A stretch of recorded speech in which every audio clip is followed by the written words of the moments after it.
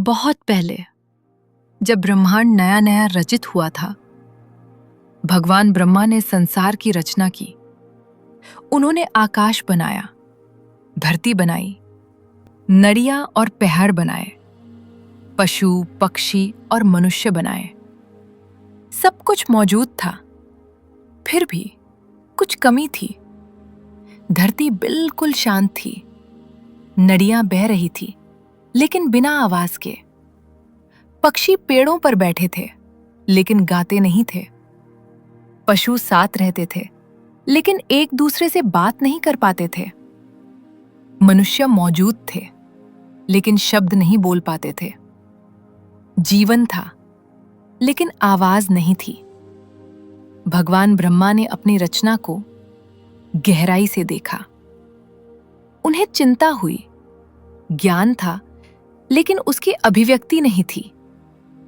बुद्धि थी, लेकिन उसे बांधा नहीं जा सकता था। ब्रह्मांड रूप से पूरा था, लेकिन भाव से शांत था। कुछ बहुत जरूरी अभी भी अधूरा था। भगवान ब्रह्मा ने अपनी आंखें बंद की और गहरी तपस्या में लीन हो गए।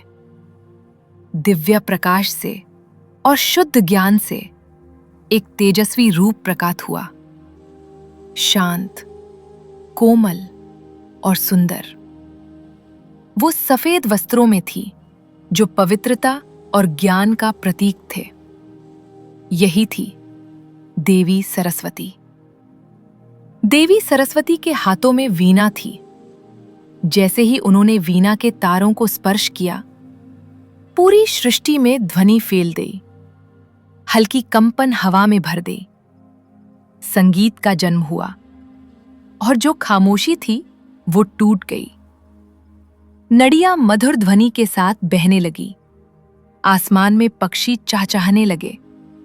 पशु एक दूसरे से संवाद करने लगे। मनुष्य को बोलने का वरदान मिला। ज्ञान, संगीत और बुद्धि धरती पर स्वतंत्र रूप से बहने लगे। जीवन जाग उठा। देवी सरस्वती की कृपा से संसार रचनात्मकता और समझ से भर गया। ज्ञान बांधता जाने लगा, बुद्धि का सम्मान होने लगा, और ब्रह्मांड में सामंजस्य फैल गया। आज भी लोग इस पवित्र पल को याद करते हैं। परिवार बसंत पंचमी मनते हैं, भक्ति और आनंद के साथ। वो ज्ञान, शिक्षा और बुद्धि का सम्मान करते हैं और देवी सरस्वती का आशीर्वाद मांगते हैं। इसीलिए बसंत पंचमी मनाई जाती है, उस दिन के रूप में जब ज्ञान को आवाज मिली और संसार सच में जीवित हो उठा। आशा हिंदू विजडम की तरफ से हैप्पी बसंत पंचमी।